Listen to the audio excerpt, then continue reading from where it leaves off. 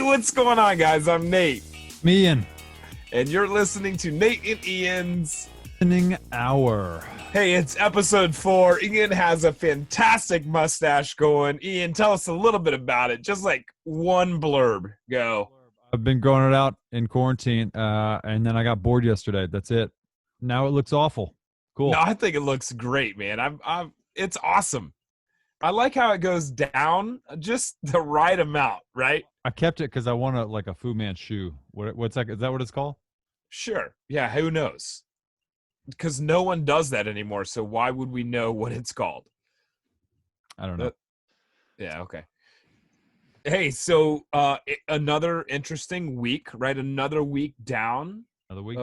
of this crazy quarantine. And we've made it all the way to our 4th episode of Nate and Ian's Listening Hour. Yes. Sorry, we only had one last week. I'll take credit for that. I'll take the blame for that. I took a couple days longer than expected to edit the episode 3. So I'm sorry, but I think we'll get 2 out this week to you. So We'll see what happens. we'll see. It's not like we're, people are sending us thousands of emails saying, when's the next episode? We're not really concerned about it, but That's right. you Absolutely. 20 subscribers are concerned. Hopefully 2 this week. There you go. Well, Ian, can you start us out with a top story I think for this week? Let's jump into it. Okay. And this is called Tractor Day. It's top story 1. And this is in no way making fun of farmers or Midwest. I know a lot of people grew up on a farm, all that. This is just a kind of a funny story that I thought, and there's a kind of question afterwards. Okay. Tractor Day.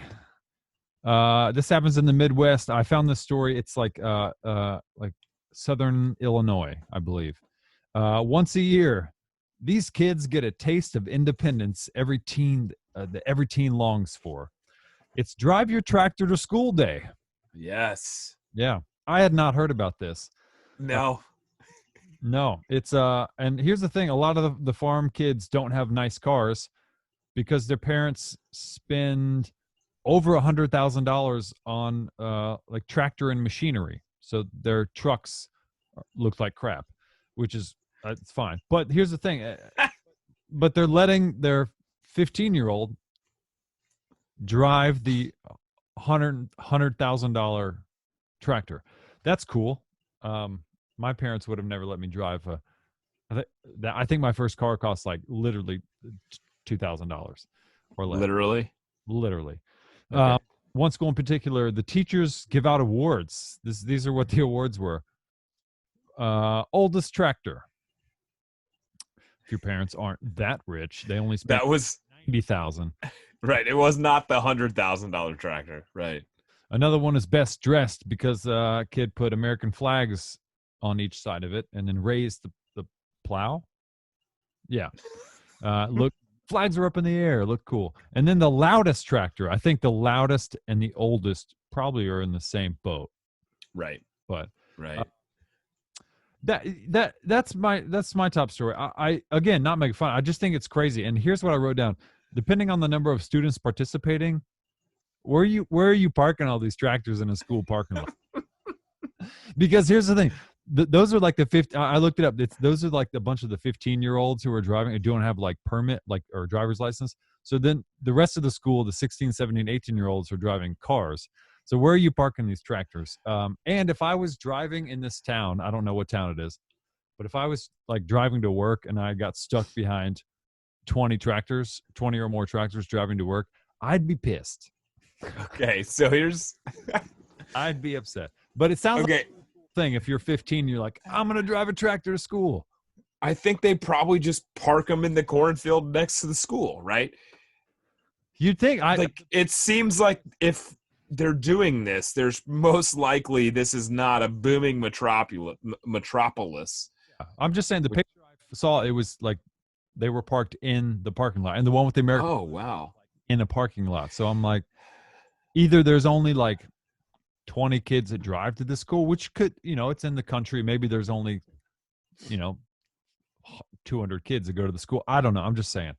That's my top story. I think it's amazing. Drive your tractor to school day. Okay, so I think number one, you've raised some concerns. I don't think these kids have been driving cars for more than maybe 2 or 3 years. They've been driving tractors their entire life. Yeah. Which is why their parents allow them to drive this, 6-figure machinery to school. Yeah, that makes sense. Anyway, besides that, this has nothing to do with the story, but I really like how apologetic you are. Like, listen, I'm not saying it's a bad thing, and I'm kind of just one of Midwest, and, they're in the South and sometimes Northern California too. We're like, rednecks are everywhere. Oh, yeah. They are everywhere. Right? In New York, I'm in New York City, but you literally drive 10 minutes. Sorry. Literally? Again. Yeah. You drive 10 minutes any direction, you're in the country. So, but no, I was saying that because I had friends who were in the FFA. What is that? The Future Farmers of America in high school. Right. Yeah. I just didn't want people to think I was making fun of it. It's just, I think it's kind of funny. It's drive your tractor to school. I would just drive a car or walk, or maybe a bike, or the bus. Right. But if your parents let you drive a tractor, good for you. That, man, what an awesome story. Where do you find these, by the way? I'm not going to give away my secret because literally? No, don't give away your secret. Come to it. These stories show and not just Google what I Google. No, that's a great question or answer. Or you did a really good job. Hey, you're welcome. Literally, great job. Yeah. All right, so my top story is not as obscure. Okay, sad day today. Yeah, May 11th. Hey, Jerry Stiller passed away at 92 years old. Yeah, not COVID related, just 92 natural causes. Yep. 92 is a strong life. My grandmother, one of them, lived to 98, so 92 is a nice life. So I wish we could all be as lucky, really, quite honestly. So Ian will put a picture here in post editing. But if you guys, everyone knows who Jerry Stiller is, but he has been in a number of things: Seinfeld, Zoolander, Hairspray. He was also in, what was it? King of Queens, I believe. He was like the grandfather that lived in the basement, right? It was Kevin James's wife's husband, father. Yeah. Yeah, absolutely. But like an awesome comedian, started back in, I think, the 50s after World War II. And he was performing with his wife and has been in show business ever since.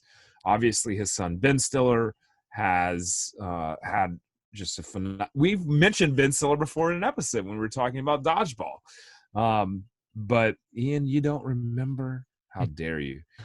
Sorry. But he's just, phenomenal, I guess, influencer, and died of an estimated net worth of $14 million. Also, if we could all be so lucky. But so Jerry, rest in peace, man. Hey, this is exciting, Ian. Yes. So we have we've spoke this week. Ian and I spoke this week, and we decided, number one, so we have these rules, right? We have, don't talk about COVID. Ian and I are having a blast. As long as we're having a good time, we're going to continue to do this. And then number 3 is like make people smile, right? So we were thinking, how else can we expand Nate and Ian's listening hour to affect more people's lives in more than just, the smile. So we decided to highlight a nonprofit organization or a charity each week. And this week is our first week. And as you can see, we are going to highlight the Freedom Alliance. And so joining us this week is Gunnery Sergeant Josh Miles, United States Marine Corps retired. Gunny Miles, it's awesome to have you on. Thanks so much for coming. It's an honor and privilege to have joining us this evening Gunnery Sergeant Josh Miles, USMC retired, from Freedom Alliance, Director of Military Operations. Is that correct, Josh? Sure. Yeah, we'll call I'm it a director of stuff. Yeah. So hey, you know, for everyone, just to kind of get a background, this past week we were talking about things that we could do to take it one step further, and that's to try and help people. And while Ian and I can't directly do that, we wanted to connect with some organizations that could, and we couldn't think of one better than the Freedom Alliance. And so, Josh, if you don't mind, just take us a little bit through your background, and we'll start there. Hey, thanks for having me on, guys. It's an absolute pleasure. So I joined the Marine Corps in 2001, prior to 9/11, just prior to 9/11, and then I was in after, obviously, shortly after. And then I deployed a few times. I was part of an anti-terrorism team for a while. I was an infantryman by trade. Say most notably, I served with 3rd Battalion, 5th Marines, 3-5. Get some. Thank you. Which out of Camp Pendleton, which you know, we fought in the Second Battle of Fallujah. 3-5 is one of the more storied battalions in the Marine Corps, where they everybody knows who 3-5 is, or at least we like to think that everybody knows who 3-5 is. But they actually got hit pretty hard. We got hit hard in Fallujah. They got hit really hard in Sangin later on, a few years down the line. But yeah, I fought in Fallujah in 2004, and then I did a bunch of billets operations and marketing and kind of whatever else I could do, as well as being an instructor around the Marine Corps. So it's been it was a good ride. Retired a few years ago, and now I'm on the outside. I'd like to know, how did you get your start with this organization? I don't know if you heard about it through somebody else or what. So I'd never heard of it either. It's actually one of our favorite things about us internally, is that no one's ever heard of us. It's actually a really cool story as to how I got to be with Freedom Alliance, and I owe it all to my wife. Actually, my first unit was doing a reunion. They needed an organization to step in and help with the dinner. So they went to the Globe and Laurel, which Nate, you know, yes, where the Globe and Laurel is. Absolutely. It's like the unofficial Marine Corps museum down near Quantico. And so they got Freedom Alliance to help sponsor the dinner, like cover like some of the meals or whatever. And there was like 20 dudes there from my first unit. Our license plate basically says Red Sox, because my wife is from Massachusetts. So this lady walks in, and she's obviously she looks like Nate. She's in Freedom Alliance gear, right? And she's like, "Who's from Massachusetts?" My wife says, Cindy says, "I am." And she says, "Where you from?" She says, "Seekonk." She's like, "GTFO, I'm from Seekonk." And she's like, "No way." And an instant friendship was formed. That we found out that they needed a director of programs that was had a military background, and an operations background, and a combat background. They urged me to apply, and basically my employees hired me into my position. So it was actually pretty neat. So the people that worked for me, that I worked for, basically put me in my position, because they thought that I could affect them, affect their lives in the best way possible. So it was literally dumb luck, being at the right place at the right time, and having the right background. Josh, do you mind giving us just an overview of the organization, Freedom Alliance? Yeah, so Freedom Alliance was founded in 1990 by Lieutenant Colonel Oliver North. He's one of the most principled and one of the best human beings I've ever met. He's one of those divisive people in a lot of people's minds in American history, but most people that I know love him, and he's a great human being, great Marine, great leader. So in 1990, he founded it along with another guy, and basically Colonel North was a KCO in Vietnam when he came back, which is a casualty assistance officer. And he basically had to tell, he was the guy in uniform that had to go up to the front door and tell people that they had lost a loved one. One of those instances was one of his best friends in the whole world, who was his next door neighbor on base. He lost him in Vietnam. after Colonel North had redeployed and gone into a new billet. And so he had to tell a family, family friends that they had lost their, their dear loved one. And so fast forward, 8 years down the road, one of the tenets was that he wanted to start an organization to make sure that the next generation of warfighter came home to a better reception than his generation did. So that was one. And the other was that the children of those who didn't make it back were taken care of. 90 this year is our 30th anniversary of the organization, which is crazy, but it's something we're really proud of. But, it's really cool to say that, you're one of the ones that's been around for 30 years. So you got to be doing something right, I guess. The first part I'll talk about is our Support Our Troops department. We have basically 11 different initiatives that are aimed at helping combat veterans heal the wounds of war. We do that. Some of those wounds are visible. Some of them aren't. We have everything from doing mobility devices to financial grants to virtual hangouts, very similar to what we're doing here. Just combat vets getting together and just kind of shooting the breeze. We do couples retreats as we all kind of know that are in the communities.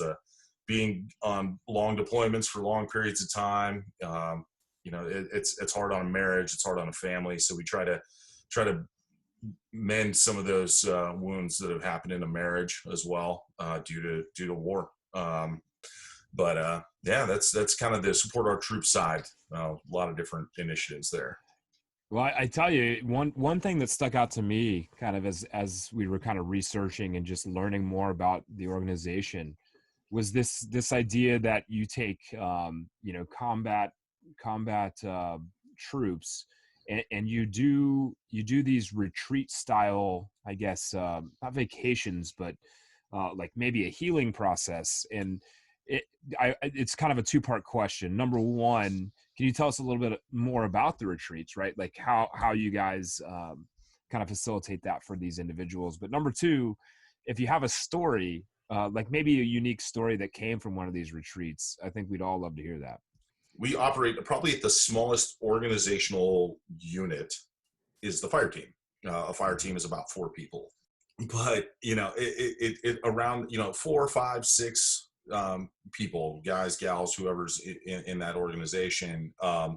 That's where you operate mostly. And so we found that bringing people out together in that same kind of group, that same size, allows for the most conversation to happen. One guy actually told us, this kind of off the cuff, he was just sitting in our conference room. We were just kind of talking about an event that had happened, and he was a local guy, so we brought him in. And he said, he really told us the thing that really stuck the most. He said, when you get around a bunch of people, it's, oh, who are you with? What'd you do? Where'd you been?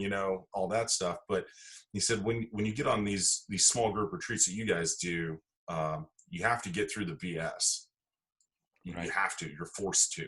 You get out on a boat, or you get out on a hunt, or you get out on an outdoor adventure somewhere down the Rogue River in Oregon, and you're on a boat with 3 or 4 other dudes or combat veterans, and you have to get through it. You have to get through some of that stuff, those pleasantries that you never kind of get past in certain social settings. And that's one of the things, as simple and kind of easy as that sounds, it takes a lot to get that to happen, especially for people who have stuff cooped up a lot, who don't want to let that stuff out. Some of the most stubborn human beings on the planet, those who have been downrange and come back and just don't want to let that stuff go. So that small group retreat model is really helpful. We also, we dig a little deeper on some of them. We do small group retreats down in Costa Rica, and on that specific program, we get into a warrior model, which kind of goes back and traces the warrior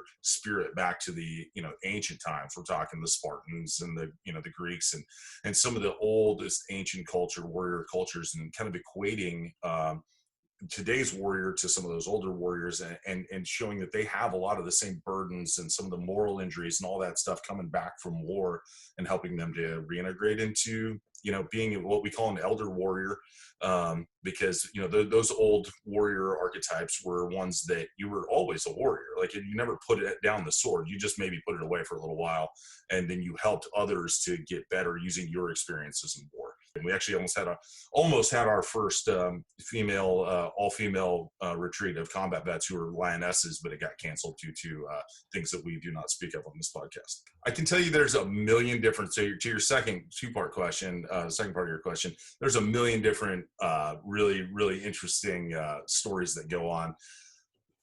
The neat part about our retreats is we try to limit alcohol to the best of our ability. Obviously, we're not prudes. We're not saying you can't drink, but we try not make that the focal point of the trip or the or the evening or whatever we're doing. We went to Ireland. We took 6 combat veterans to Ireland, and the draw, if you will, was golf. This was last year. We took him to Ballybunion. We took him to Killarney. We took him to a few other golf courses, Waterville. And one of the neatest, the most hilarious things, we had this guy, his name's Eric Perez, and we're pretty sure he was the only Hispanic guy in Ireland at the time. And so we got in front of this beautiful mansion, right, in Killarney, just outside of Killarney on the Ring of Kerry Road. And he starts out of nowhere going into, he's like, so this right here was Willy Wonka's chocolate factory, actually, the first one. And we're recording this like for a documentary series. And we have this guy, like this only Hispanic guy in Ireland, going around this beautiful mansion talking about how it was Willy Wonka's chocolate factory and making up complete lies. And all these tourists are watching him do it. So there's these stupid Americans walking around, Ireland, and he's there spreading all these lies, and actually got a group of tourists to follow him around and listen to his lies during the event. So that was a good one. Nice. That's awesome. Josh, I had one more question for you. The thing I find incredible is, what does it say? You guys have raised over $16 million in scholarships to sons and daughters of military heroes that have been killed or wounded. First off, congrats. That is absolutely incredible. Can you talk to me about who donates, and how do you find the kids of these wounded or killed military heroes, and how do you reach out? So there's a lot of different ways to reach out, but one of the most interesting and most effective that we found is getting back to the fire team is that fire team method is, if Nate's a wounded combat veteran or I was a wounded combat veteran, I probably know somebody who, fell in combat, right? Yeah. Who was maybe in my squad or my platoon or my battalion. And so maybe I went on a retreat with Freedom Alliance, but I know that guy. Well, we encourage everybody to look out for those instances where, hey, do you know somebody who could benefit from this? And so it's very word of mouth. And it's people taking care of people. It's hey, I'm going to help this person that I know to make sure that their kid is taken care of, and then they bring them to us. That is that's the most meaningful and impactful way that we find, is when we're helping each other to do that. Obviously they find it through resource centers and, online and, social media and stuff like that. But that is the most meaningful way that we find it, or word of mouth from other students who lost a parent or had a wounded parent in combat. Those ways that's what we want to do more of. That's what we want to get out there and have more of the outreach, because those are the most genuine ways. And we know that those are some of the students that maybe don't have anybody that's there to help them out. And one of the things that we do is retreats for the students. So a lot of times it's, students who lost a parent in combat, and we'll bring them on a retreat to DC, go to Arlington, visit their parents' gravesite, see the sites of our nation's capital. We've taken them to evening parades. And one of them said last year, for example, I never knew how to talk about the loss of my father before. I always used to say he's not in the picture. And so for us, $16 million is amazing, but one kid being able to talk and cope with the loss of their parent, being around other kids is priceless, and it's great. So that to me, and to all of us who work on the scholarship side as well, is something that is just super meaningful to us. No question. If you don't mind, just kind of take us through the best ways to find your organization, whether that be social media, online, however you feel is best. Yeah, freedomalliance.org is the website. And then, on social media, Freedom Alliance, at Freedom Alliance. Those are the best ways to do it. And you did ask one question: how do people donate, and who donates?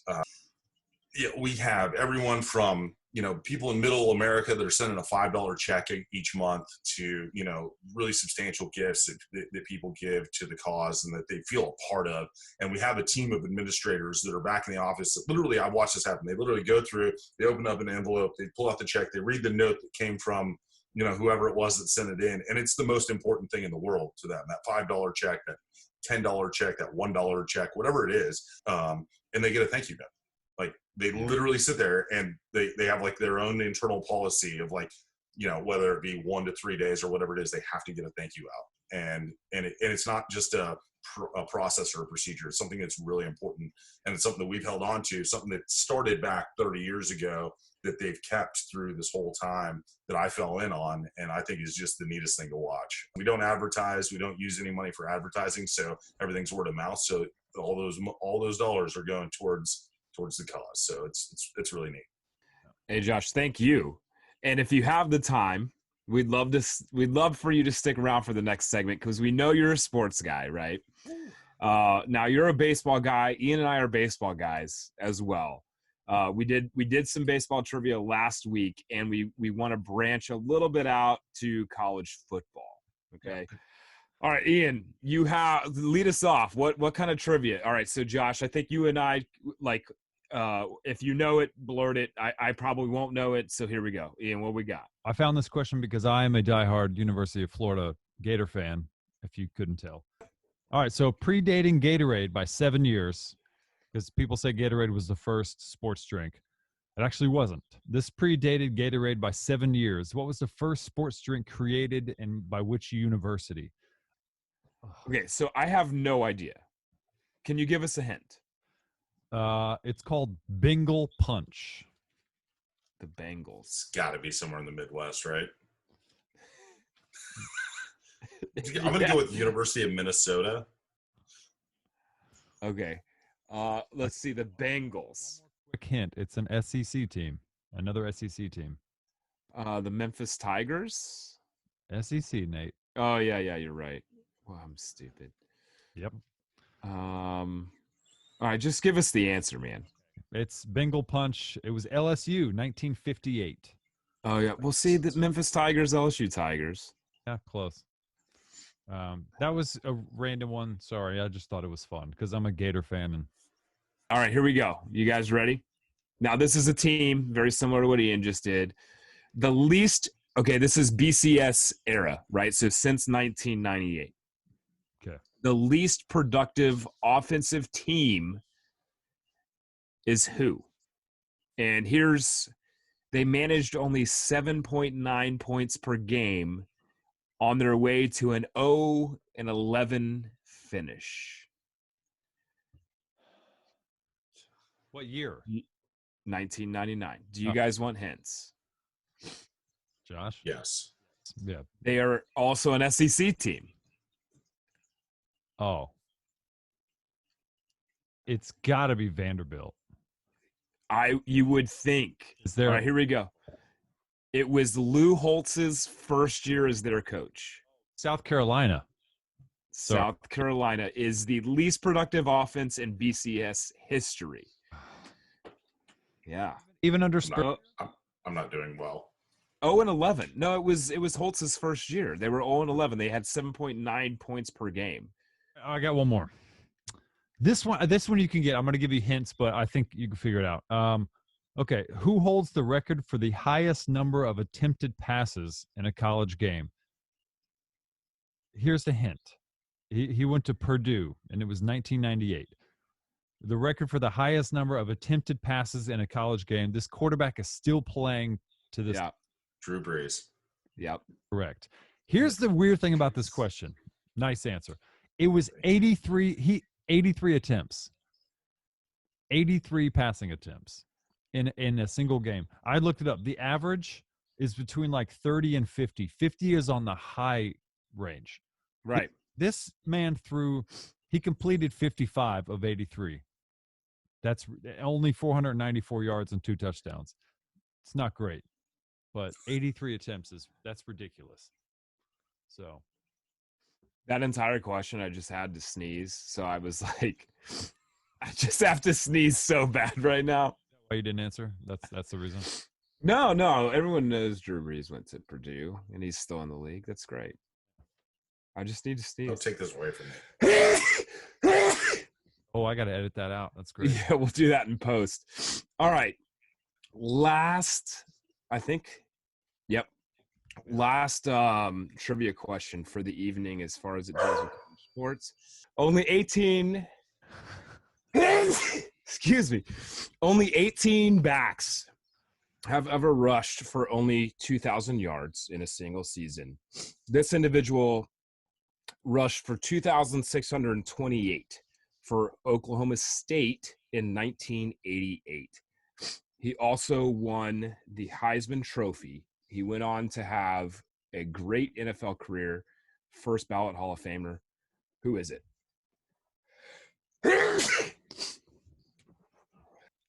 Oklahoma State, 1988. I read this today when I was looking for my trivia. I can't remember the answer though, to be honest. I'm not going to embarrass myself with even an attempt. Played for the Detroit Lions. Barry Sanders. Yeah. Right. It is. Barry Sanders. Nice. Dude, isn't that crazy? Yeah. That is He crazy. averaged over 200 yards per game each season. That's insane. I didn't It's unbelievable. Hey, man, Gunny, thank you so much for joining us here, man. Appreciate it. And yeah, it's been a pleasure. Thank you. Yep, my pleasure. Thanks, guys. Thank you. All right. Hey, Josh, thanks again, man, for joining us. That was awesome. We appreciate it. So much fun. And as always, if you have a comment, you have an idea for a segment that you want us to do, please let us know below. Make sure you like and subscribe. Hey, going forward, a little foreshadowing, Ian.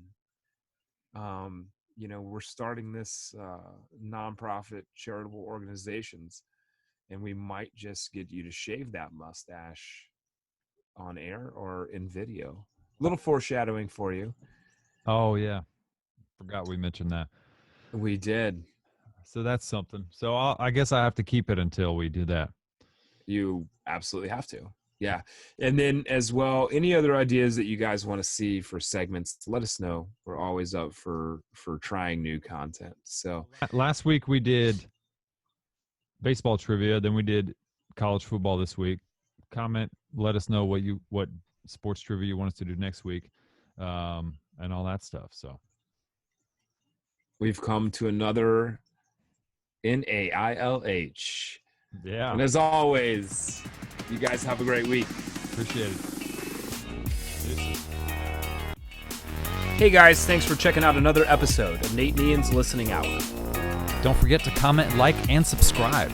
We'll see you guys next week.